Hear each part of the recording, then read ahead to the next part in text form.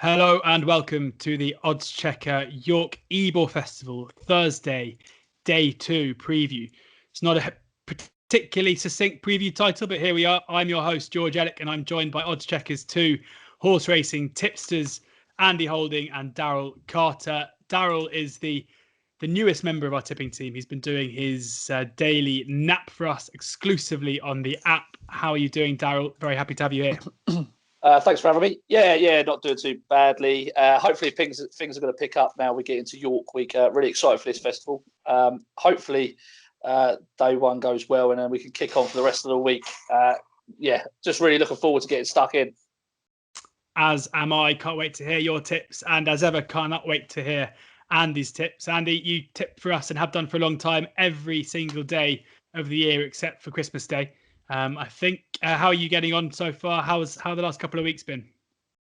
Yeah, pretty good. Yeah, July and August were not too bad. July was good, but started August okay. We're in the positive so far. York has not necessarily been one of my happy hunting grounds, so it does come with a little bit of a caveat. But that's just largely to do with the fact that, because certain horses that you fancy that have done good numbers don't often replicate it here at York. It's just such a funny track, very much a specialist track. I'm going to try if I can to stick with horses who've got previous forming, so that eradicates any possibilities of not handling the surface. But yeah, come day two, obviously we'll see in day one, we'll know what the track's riding like, how much rain they've had, and what trainers are in good form. So this is obviously in advance, but when the piece comes out on Thursday morning, there might be one or two slight discrepancies based on evidence. So that's the only slight difference between now and then.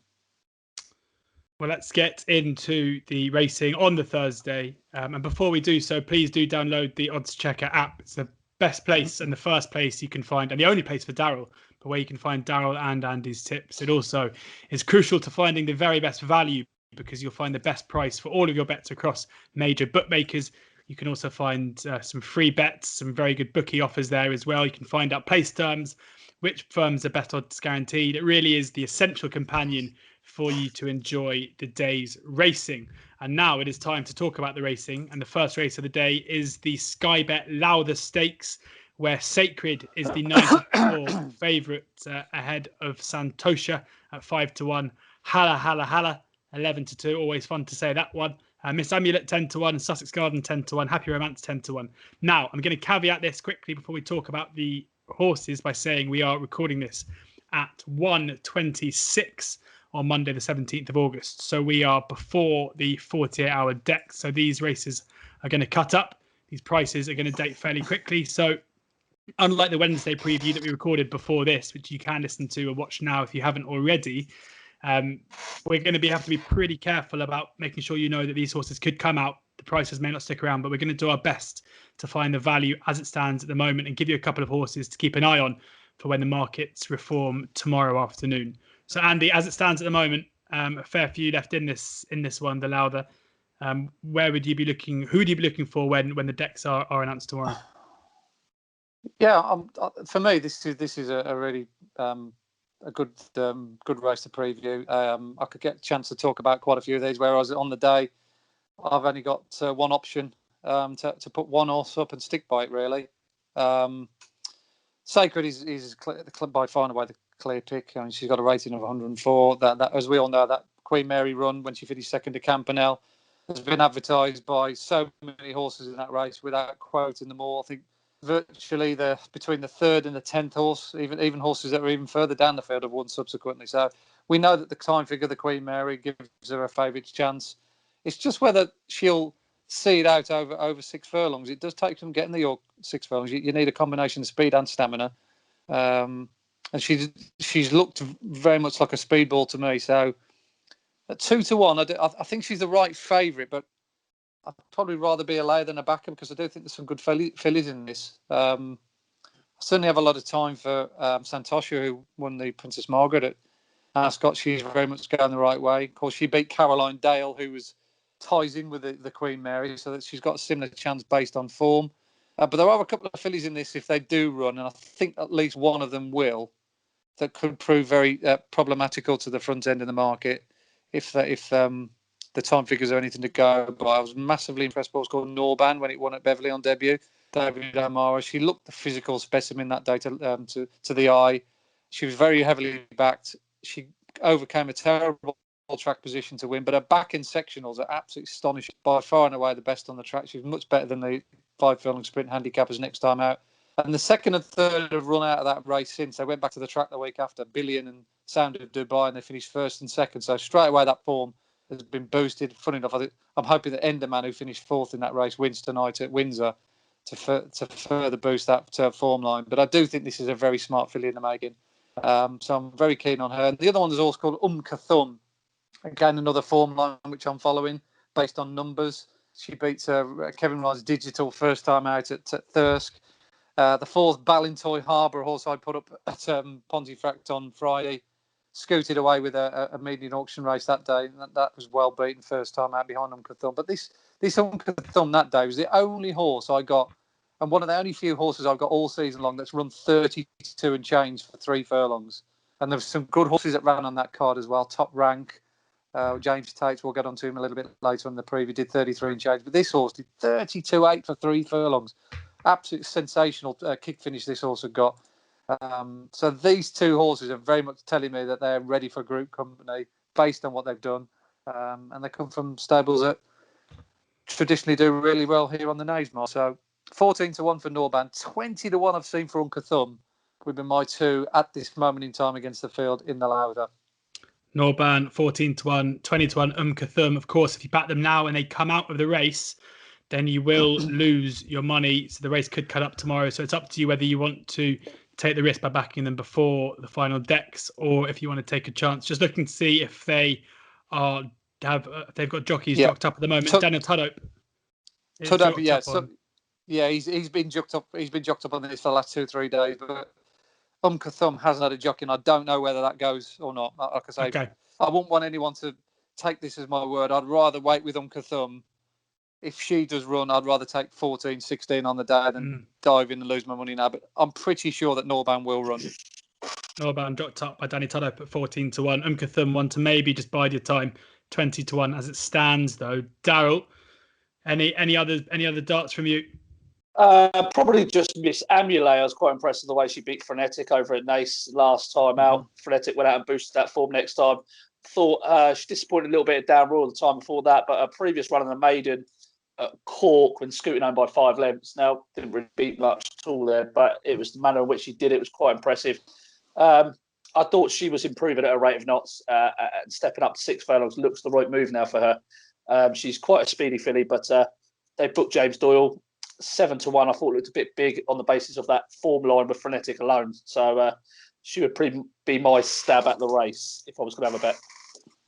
So there you have it as well. Just trying to find a price. Miss Amulet 10-1 as it stands at the moment. If Daryl's going to have a bet now, would be the way that he would go.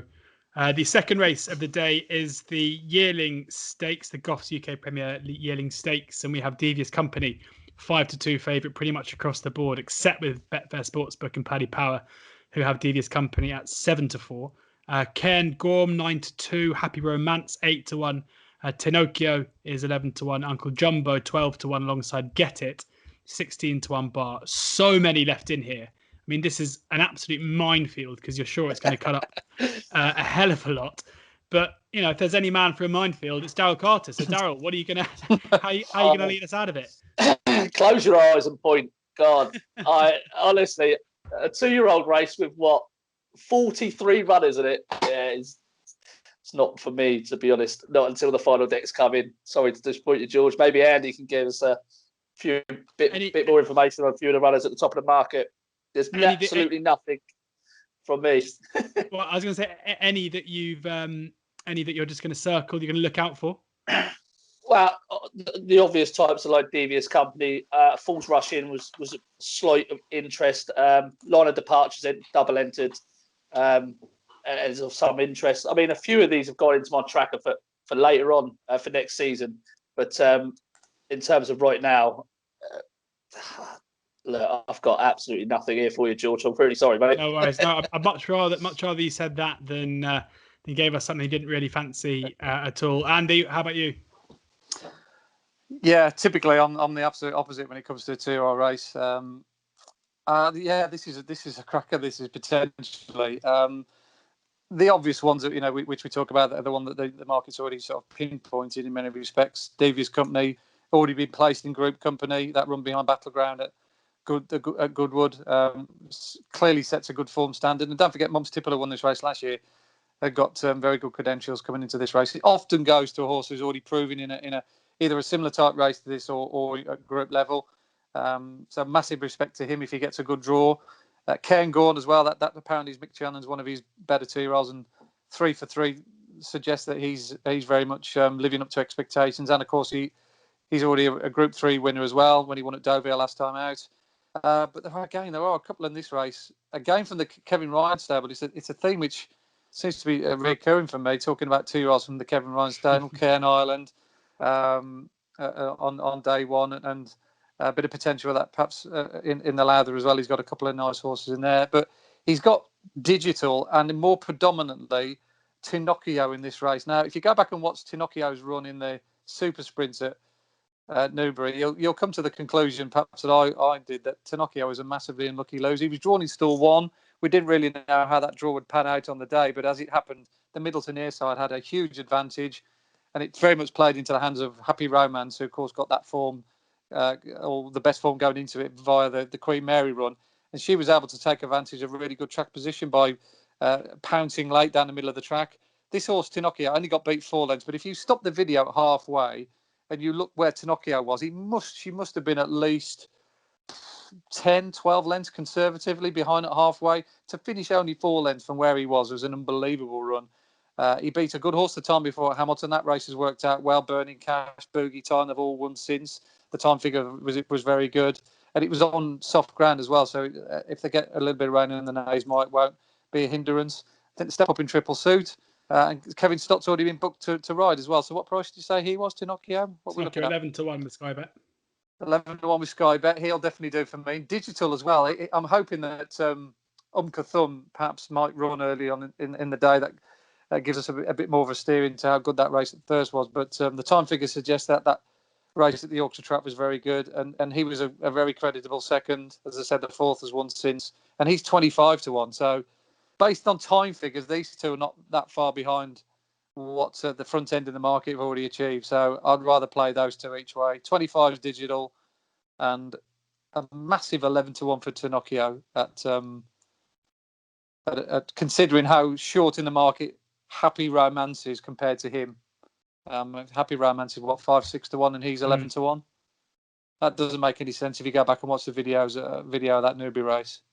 So those are the two to go for, according to Andy. Just going to see as well, again, if anything, Kevin Stott is dropped up for Tinocchio, so he should be okay. No guarantees if you're taking that 11 to 1.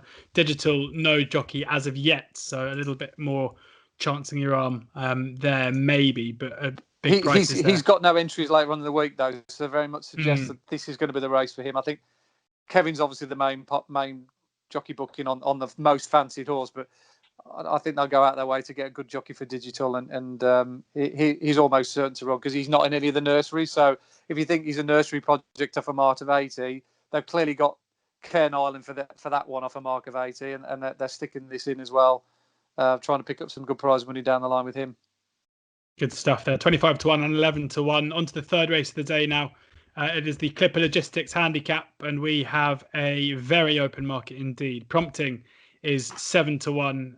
Favourite just about ahead of Montatham at 8 to 1. Sebuska at 8 to 1 as well. Blue Mist 9 to 1. Top Rank 9 to 1. Urban Icon 11 to 1. So many of these likely lads, Andy, that we've spoken about so many times this year.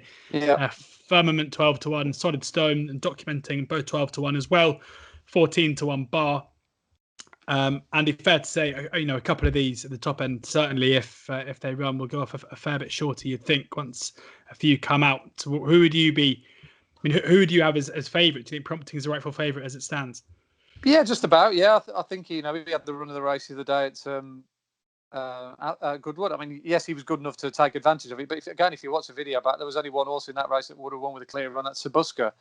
I mean, he'd got stopped more times than an ice cream van, didn't he, that day? I mean, it was a shock. It was a shocker for Ishii Murphy because he publicly come out in the press the day before to hold his hand up to say what a bad ride he gave Kamiko. But I think he gave Sabuska an even worse one based on what he'd already said about Kamiko, i.e. not going down the inside and not trying to go the brave man's route and give his horse every chance. And then he did exactly the same on Sabuska, but that horse literally never came off the bridle, and he finished ninth, got beat, 3 or 4 leads, but he never had a race at all. And all previous evidence about Sabuska going into that race suggested he was well handicapped, he was going forward. His run at Royal Ascot had been franked. His run in the Bunbury Cup was a good one, considering it was dropping back to 7 furlongs. But a strong run mile is what Sabuska wants. Whether York will be his bag, I don't know, because he's never run there. He's often just gone well on straight tracks. Top Rank's another horse improving a huge race of knots. I think he's still a viable option off a mark of 103. The way he won last time out at Thirst suggests he's definitely pattern class.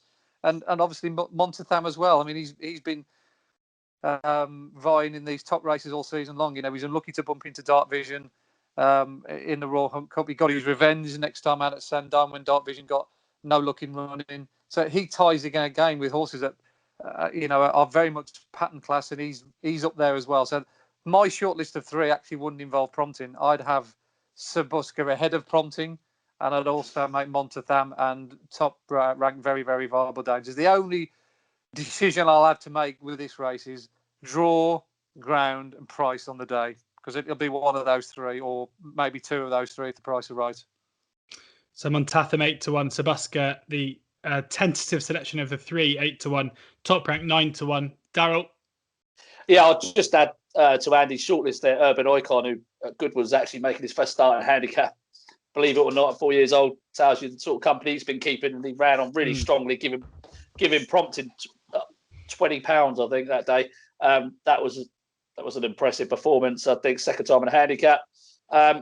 He could have a little bit more to offer, even off a mark of 110. But Sabuska was the big eye catcher from Goodwood. I would have him over prompting this time around, providing he handles his track. But the draw is going to be a massive part to play again here. But similar to Andy with 2-year-olds, I could talk about handicappers all day.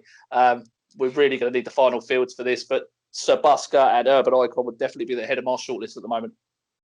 And any horses to look at bigger prices? I mean, I know it's so tough, but it goes down to kind of 50-1. Anything else to keep an eye on, or? Yeah, well, it's not a massive price. That Willie John ran well after a Gelman operation at Goodwood last time. He caught the eye, just faded sort of in the final furlong. He's a horse that's definitely got more to come. It's interesting that Connections persevere with him. I definitely think he's got the ability to win this race for a mark of 100. Grito as well is another one who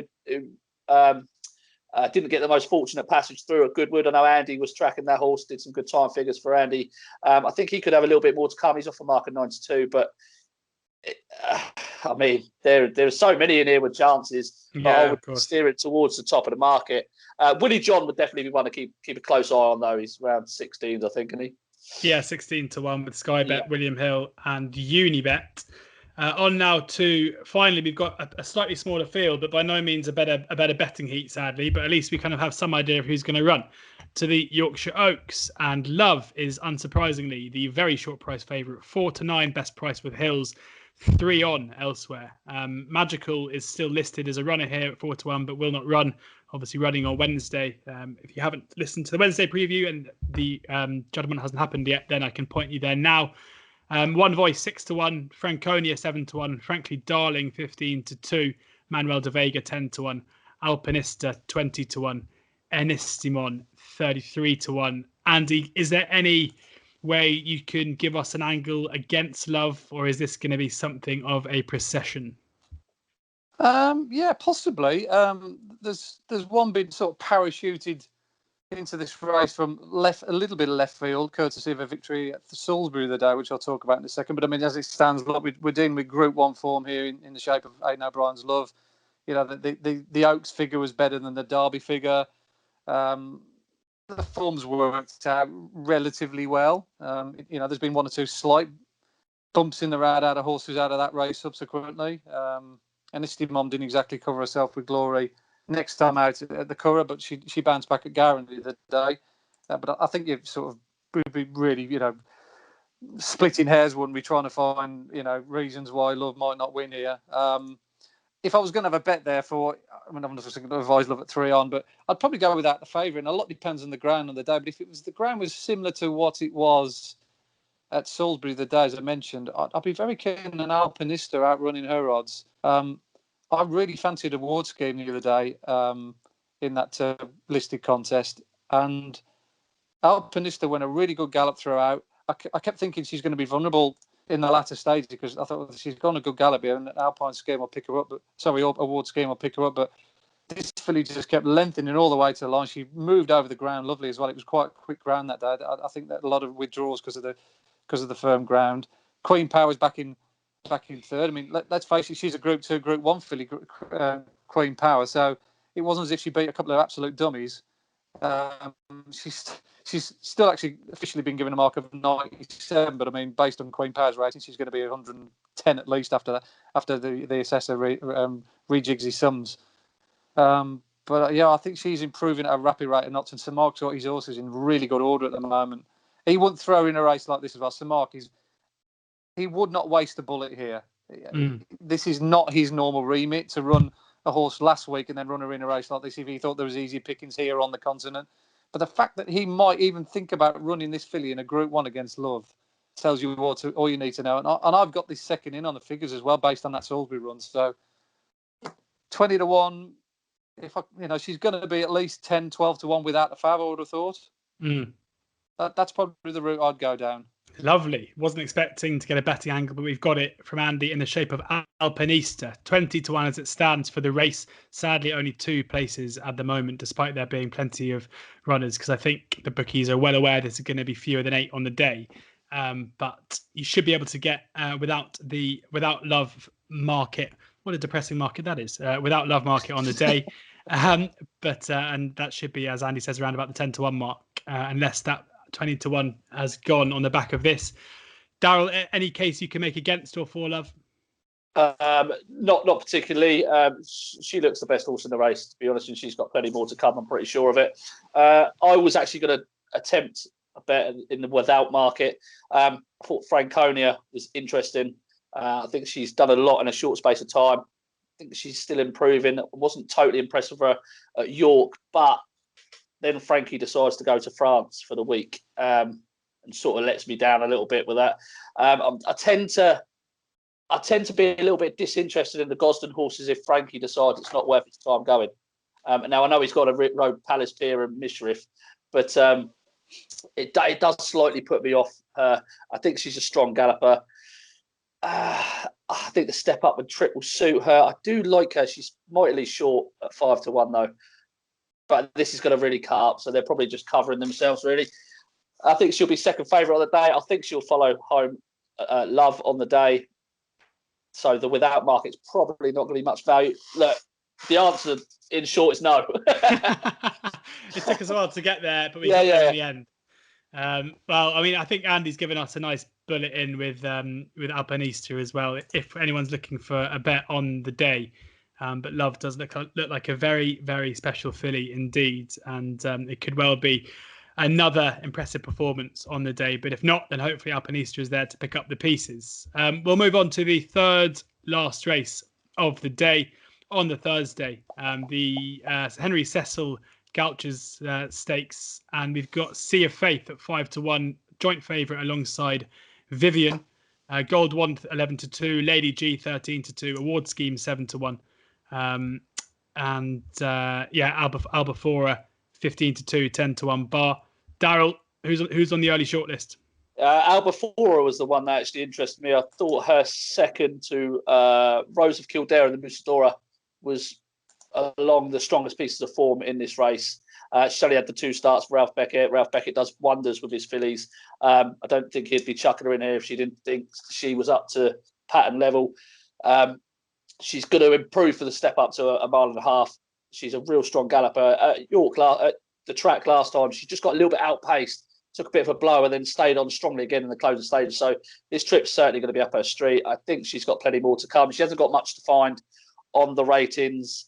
And I like her. I think this division, to be honest with you, is a little bit weak. I think we're sort of searching for the next superstar, and I don't think there's one in here. But I think Albaflora could potentially improve past a few of these and what they've done so far. So around 5-1, she would be my selection. You got to get the odds checker grids up, Dow. 15-2, Betfair Sportsbook and Paddy Power. They've stuck their neck out for Albaflora, and I think you got to chop their head off there after the call. So 15-2, Albaflora, Betfair Sportsbook and Paddy Power. Andy, where are you looking? I'll be looking at the Paddy Power price for Vivian, who was second in this race last year, to the rapidly improving Dermot Wellhorse, who I think went on to win the Irish St Ledger subsequently, Search for a Song. I don't see any holes in that form line whatsoever. She looks as though she's been very much trained for this race subsequently. She's just had the one run this season, finishing third behind none other than Manuela de Vega and, of course, Fanny Logan. That form has been well and truly boosted throughout the course of the season. It was a race that was, I think, nicked by Rob Hormy from the front, wasn't it, if I remember right? I think he went about 7 or 8 lengths clear, and the other two were trying to chase it down later on, but couldn't quite manage it. So it was an exercise in giving her a run without absolutely blowing her brains out. But yeah, just that one run under her belt should be absolutely ideal. I'd definitely throw Gold Wand into the mix, who chased home the aforementioned Franconia here last time out. She was disappointed in the Oaks Behind Love, but for one reason or another, she just didn't fire that day. Maybe it might have been the ground or the track, I don't know. But at least she's proven it in a good time figure at York, which is going to stand her in good stead. So those would be my two against the field. But Vivian 5-1 strikes me as being a fair each way bet. Vivian 5-1 with Betfair and Paddy Power 7-2 elsewhere. So could be worth taking that fives if it's still there when you are watching or listening to this. The last two races of the day, normally we don't get prices for this, but the kind sponsors over at Sky Bet have ensured that we at least have some to talk about. And the first is the Nursery. We have Mark of the Man and Mayas, both at 11-2 joint favourites. New Mandate 8-1, Titan Rock 10-1, Star of Orion and Chase the Dollar, both 11-1. Basilicata, Monza City, Ross Colin and Assiter, all 12-1. I'm going all the way down to 14-1 because Quarantini, Broxy, Breckland, and then a horse that Andy asked me about, Bonnie Rigg, also 14-1. So Andy, will come to you firstly. And I'm guessing you might have one or two things to say about Bonnie Rigg. Yeah, Bonnie Rigg was due to run at Goodwood, and I think it was a horse I mentioned as being potentially quite well handicapped for one of the nurseries, but they ran a horse called Calcutta Cup in the race that ended up going the way of Mark of the Man. But Calcutta Cup got absolutely mullered early on in the race and then ended up running on and finishing never near a fifth. Given a more even playing field, Calcutta Cup won the other day at Newbury. And Bonnie Rigg, who missed the Goodwood gig, now comes here with a return to the form of Andrew Balding's stable as well. That's got to be another positive thing. He's very well handicapped for Marcus 77. His two-time figures have been very good. And I like his profile, just having that, because he's improved from the first run into the second run. And the third horse of Rafe Beckett's won at Chepstow last week as well, in the first time blinker. So everything about his form, how they've campaigned it, suggests to me Bonnie Rigg is very much been not necessarily completely laid out for this race as such. But they've obviously maybe just had this race in mind, having missed a Goodwood gig to come here. So 14-1 for that, man. That doesn't look too bad either. So 14-1 for Bonnie Rigg there. Daryl, any views here? Andy, what did you make of Ross Colin for Charles Hills? His 2-year-olds should always be respected, shouldn't they, when they turn up on the first day of this meeting?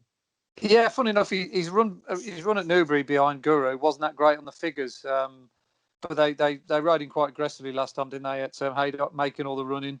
I'd imagine they'll try the same tactic. So you'd probably need a low draw with him. Yeah, he'd have a chance. He'd have a chance. There's no doubt about it. He's a nice type, good attitude, good mind. Yeah. Definitely. You'd have to put him on the short list. Yeah, his numbers haven't been like off the charts, but they've been solid. Yeah, he looks big, scopy horse. Nice. Looks like he could prove quite a bit for his 3 runs this term. Yeah, quite definitely. Yeah. I just wanted to bring him up because Charles Hills' 2-year-olds on the first day of this meeting need to be respected. He bought Phoenix of Spain over the Acom.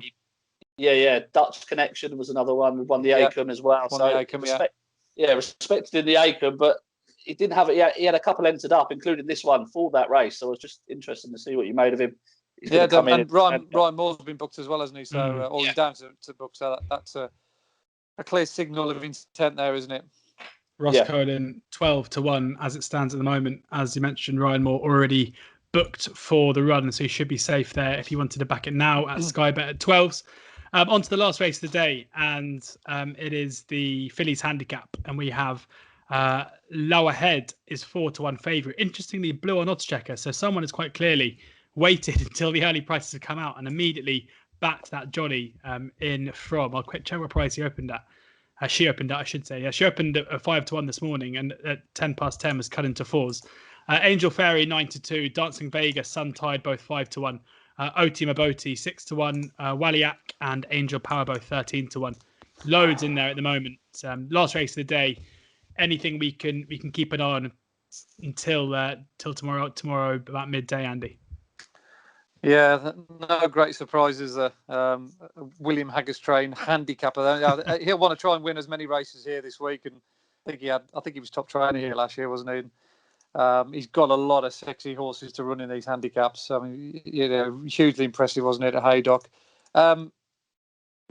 Declaring Love would be mildly interesting for me as well. She comes out of a very good race at Newmarket, and the figures behind Sabre Companion's Stunning Beauty, and there was a little bit of a stunned silence when she didn't win next time out back at the same track. But I think she got beat by half a decent horse called Busy Lizzie. The time figures for that race were quite good. So even though she got beat, in retrospect, it probably wasn't as bad as performance that the defeated odds on suggested. And she's come out of that with a mark of 81. She went into it with 83, but she got dropped £2. But I don't think the handicapper's done the right thing there. He should have either raised her or left her on the same mark. Because the number of the winner was very good. So, yeah, if she snuck in down towards the bottom, I'd be mildly interested in Declaring Love. Declaring Love 7-1 and Lower Head, as I said, 4-1. Daryl? Amber Storm, if she could sneak in at the bottom of weights, which I'm not sure she will be able to, but she's definitely one of interest. She's certainly well handicapped off this mark. Her run at Haydock, I was all over at Haydock. I thought for sure she was a shoo-in. She travelled through the field beautifully, got to the front. To be honest, I don't know if she was given a poor ride or she just wandered about in front, but she looked like she was going to just bolt away from the field. And then she wandered around a little bit, took a little time to get organised, and then ended up beaten. But the time before that at Musselburgh, she showed an electric turn of foot. I'm pretty sure she's better than a mark of 82. If she can get in here, she'll have a hell of a chance. Yeah, I sorry, George. I marked it down as not unlucky, but yeah, they definitely made her run too soon for me. They tried her over a mile, didn't they? And in hindsight, that probably wasn't a wise. They should maybe found a race for over 7. But yeah, the way she went through that race, the way she quickened into the lead, she's obviously got plenty of talent. Yeah. Amber Storm 12-1 there, one to keep an eye on. When the race cuts up tomorrow, more prices come out. Just before I let you both go, Andy, going to come to you first. What would be your nap of the day at the moment on the Thursday? My nap of the day, if it runs, Norban in the first. Norban in the first for Andy. Daryl? If it runs, Amber Storm in the last.